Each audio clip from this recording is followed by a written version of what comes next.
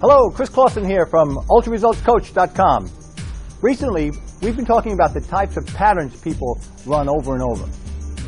We've said that what we focus on, we feel. And what we feel is real for us. What we focus on is determined by the type and quality of the question we ask ourselves in the moment. Ask a better question and you'll get a better answer. We've also talked about your ability to put yourself in a peak state of the moment's notice by managing your physiology. Need to feel confident? Stand the way a confident person stands. Walk the way a confident person walks. If you need to, fake it until you feel it. What we've really been talking about are strategies for managing your emotions.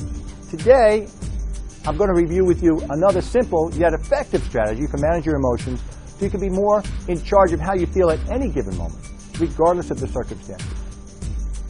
We've all seen examples of people who seem very talented, successful, and quite intelligent doing rather stupid things. One example that comes to my mind is the mess that Tiger Woods found himself in not all that long ago. He went from being top dog to just being a dog. On the flip side of this, you've probably seen some people who didn't seem to have all that much talent or intelligence to achieve some great things. They were ordinary people doing extraordinary things. Now, how could this be? Well, there was a time when I thought that higher IQ equaled more success and higher income. It took a while, but when I finally connected the dots, I realized that higher IQ, which is intelligence quotient, doesn't necessarily mean more success. The people who have been able to have success over the long term, however you define success, are the ones that have a higher EQ, or what I call emotional quotient. EQ, as I define it, is a measure of your emotional intelligence. Your ability to be a master of your emotions.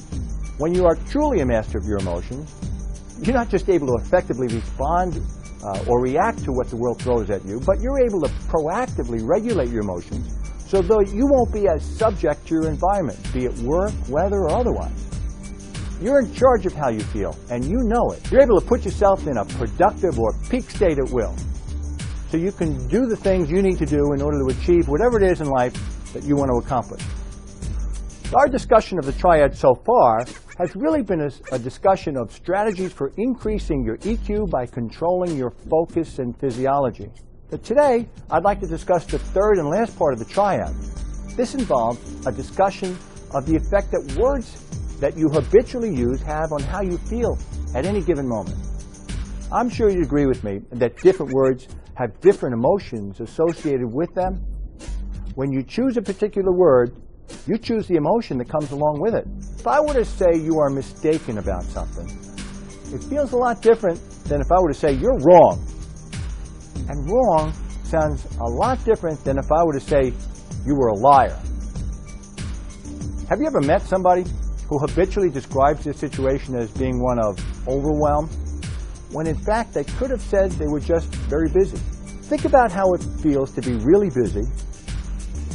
Now think about how it feels to be overwhelmed. Which of these puts you in a place where you'd be most effective in responding to whatever it is that's going on in your life? You could take the same situation and describe it either way. Now, I'm not saying you should walk around with rose-colored glasses and seeing everything is perfect when in fact it's not. But I am saying that you can take a situation and choose to use words that either intensify negative emotions, or you could choose words that actually acknowledge that things are less than perfect, yet keep you in an emotional state on the other side of the emotional spectrum. Imagine someone asks, "Hey, how are you?"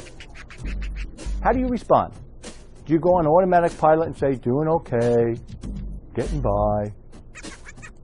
What could you say that might have the effect of making others smile and at the same time making you feel better in the process? What if you were to answer with a resounding, "I'm terrific, how are you?" Or, "If that was any better, I'd have to be two people"? How is that going to make you feel? Bottom line here is that you get to choose the words and therefore the emotions associated with these words. Why not choose words that minimize negativity and amplify positive emotions? You know, Mark Twain said, "People are about as happy as they make their minds up to be." Why not make your mind up to choose words that make you and other people around you feel just a little bit better? Hey, let me know what you think. Send your emails to Chris@UltraResultsCoach.com.